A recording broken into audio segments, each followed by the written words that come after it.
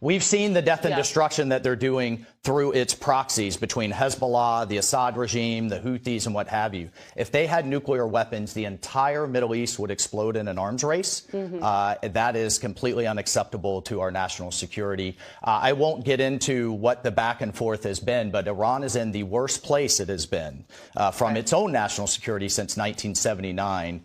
Thanks to Hezbollah, Hamas, the Assad regime, and its own air defenses being taken out by the Israelis. Full dismantlement. Iran has to give up its program in a way that the entire world can see. And this is, look, as President Trump has said, this is coming to a head.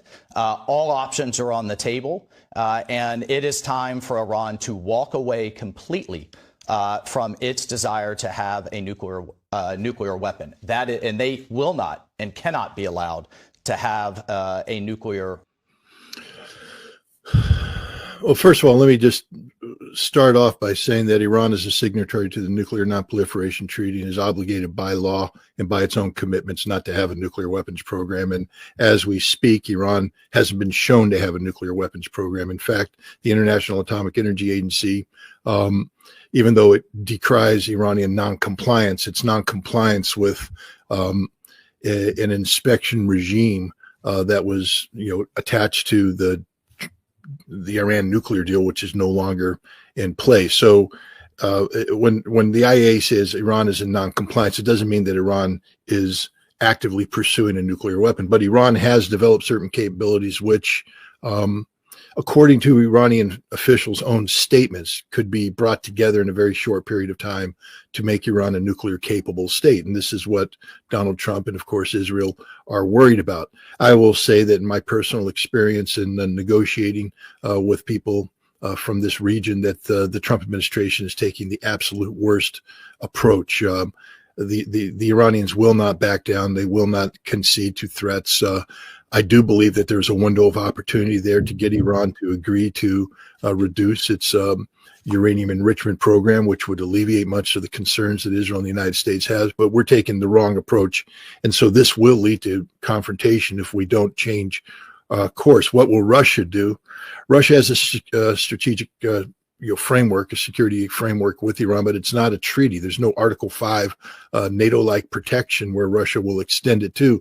But the United States is, as we speak, having parallel negotiations with the Russians, where we're trying to tell the Russians that we can be trusted, that we're, worthy, partners in peace and such. And then we turn around and are pushing for a war with Iran, where we have violated every agreement, where we have no legal framework to do this, no justification whatsoever to do this. And as you pointed out, the hypocrisy of seeking to hold Iran accountable for a theoretical nuclear program on behalf of Israel, which refuses to sign the Nuclear Non-Proliferation Treaty and has a nuclear weapons program that refuses to allow this program to be A, admitted, and B, brought under inspections. The hypocrisy is unreal. If we attack Iran, I think the foundation of trust between the United States and Russia will be shattered. That doesn't mean that we aren't going to move forward, but Russia I don't think, could ever trust the Trump administration, nor could anybody in the world. We want to have good relations with China. We'll destroy that. We will become literally that which Donald Trump said he didn't want us to become, a warmongering nation going out in search of enemies, getting ourselves bogged down in yet another Middle East conflict that kills hundreds of thousands, costs trillions, and this one could dangerously go nuclear. The potential for escalation to the use of nuclear weapons is real because, as Donald Trump himself knows, and as Mike Waltz knows, when Trump was president last time, they did consider striking Iran. And one of the problems they faced was that our conventional weapons cannot penetrate Iran's underground nuclear facilities. So in order to take out Iran's underground nuclear facilities, we would need deep penetration, low-yield nuclear weapons, which Donald Trump ordered to be built and deployed. And today, these weapons are deployed and I believe are part of any targeting package that we're preparing to use against Iran, which would mean that striking Iran isn't just ripping up treaties. It means that the United States will break the taboo that's been in place since Hiroshima and Nagasaki on the use of nuclear weapons, and we will become, by definition, the worst nation in the world, the most evil nation in the world, the nation that can not only not be trusted by anybody, but should be viewed as an enemy by everybody. And that's not a good place to be. Takeaways. Criticism of targeting. Ritter critiques the U.S. approach, suggesting strikes on residential areas may stem from lax rules of engagement under Trump, prioritizing military necessity over civilian safety. He contrasts this with past U.S. restraint during his tenure. Iran as a flashpoint. The conversation shifts to Mike Waltz's hawkish stance on Iran, with Ritter warning that attacking Iran could destabilize U.S.-Russia relations and global trust in America, especially given Israel's unchecked nuclear arsenal. Nuclear risk. Ritter reveals that U.S. plans to strike Iran's fortified nuclear sites might require low-yield nuclear weapons, a move that could break a post-World War II taboo and position the U.S. as a global pariah. Iran's resilience. He disputes Waltz's claim that Iran is at its weakest since 1979, arguing that Iran has weathered internal threats and retained significant retaliatory power, unlike Syria's fallen Assad regime. Summary.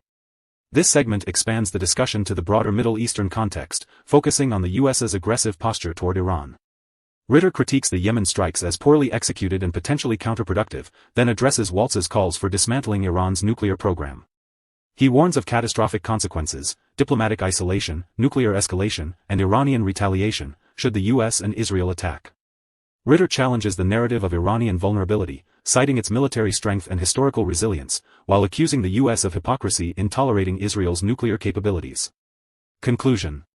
Ritter paints a dire picture of escalating tensions, where miscalculations could lead to a regional war with global repercussions.